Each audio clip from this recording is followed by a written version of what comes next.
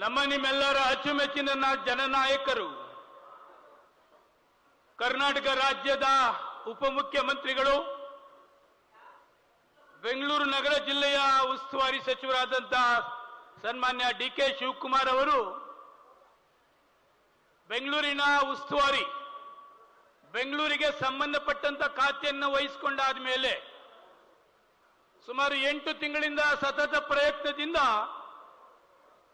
ಬೆಂಗಳೂರಿನ ಜನ ಏನು ಎಕ್ಸ್ಪೆಕ್ಟ್ ಮಾಡಿದ್ರು ಅದೆಲ್ಲವನ್ನ ಈಡೇರಿಸತಕ್ಕಂತ ಕೆಲಸವನ್ನ ಪ್ರಾಮಾಣಿಕವಾಗಿ ಮಾಡ್ತಾ ಇದ್ದಾರೆ ಅಂತಕ್ಕಂಥದ್ದನ್ನ ಈ ಸಂದರ್ಭದಲ್ಲಿ ಹೇಳಲಿಕ್ಕೆ ಬಯಸ್ತೇನೆ.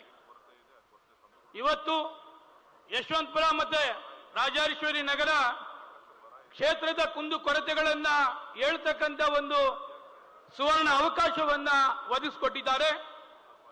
ಪ್ರತಿಯೊಬ್ಬರನ್ನು ಕೂಡ ಭೇಟಿ ಮಾಡತಕ್ಕಂತಹದ್ದು, ಅವರ ಸಮಸ್ಯೆಗಳನ್ನು ಆಲಿಸ್ತಕ್ಕಂತಹದ್ದು, ಸ್ಥಳದಲ್ಲೇ ಪರಿಹಾರ ಮಾಡತಕ್ಕಂತಹದ್ದನ್ನ ಕೂಡ ಬೆಂಗಳೂರಿನಲ್ಲಿ ವಿಶೇಷವಾಗಿ ಈ ಕಾರ್ಯಕ್ರಮ ಇದುವರೆಗೂ ಏನೆಲ್ಲ ಕ್ಷೇತ್ರದಲ್ಲಿ ನಡೆದಿದೆ 100% ಇದು ಸಕ್ಸಸ್ ಆಗಿದೆ.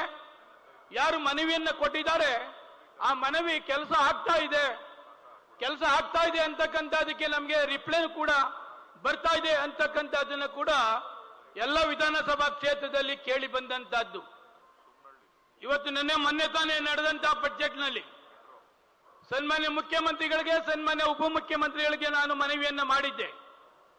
ನನ್ನ ಯಶವಂತಪುರ ವಿಧಾನಸಭಾ ಕ್ಷೇತ್ರ ಏನು 5 ಕಸದ ಘಟಕಗಳಿದೆ, ಆ ಘಟಕಗಳನ್ನ ಬೇರೆ ಕಡೆ ಶಿಫ್ಟ್ ಮಾಡಬೇಕು, ನಮ್ಮಲ್ಲಿ ಶುದ್ಧವಾದ ಗಾಳಿ ವಾತಾವರಣವನ್ನ ಮಾಡಿಕೊಡ್ಬೇಕು ಅಂತಕ್ಕಂಥದ್ದನ್ನ ಮನವಿಯನ್ನ ಮಾಡಿ ಬಜೆಟ್ನಲ್ಲಿ ಸನ್ಮಾನ್ಯ ಉಪಮುಖ್ಯಮಂತ್ರಿಗಳು ಬೆಂಗಳೂರಿನ 4 ಕಡೆ 50ರಿಂದ 100 ಎಕರೆ ಮಾಡುವ ಮುಖಾಂತರ ಬೆಂಗಳೂರಿನ ಎಲ್ಲ ಕಸದ ಘಟಕಗಳನ್ನ ಶಿಫ್ಟ್ ಮಾಡಿ ಒಂದು ಕಡೆ ಅದನ್ನ ಕ್ಲೀನಾಗಿ ಶೇಖರಣೆ ಮಾಡತಕ್ಕಂಥ ಕೆಲಸವನ್ನ ಮಾಡಿದ್ದಾರೆ.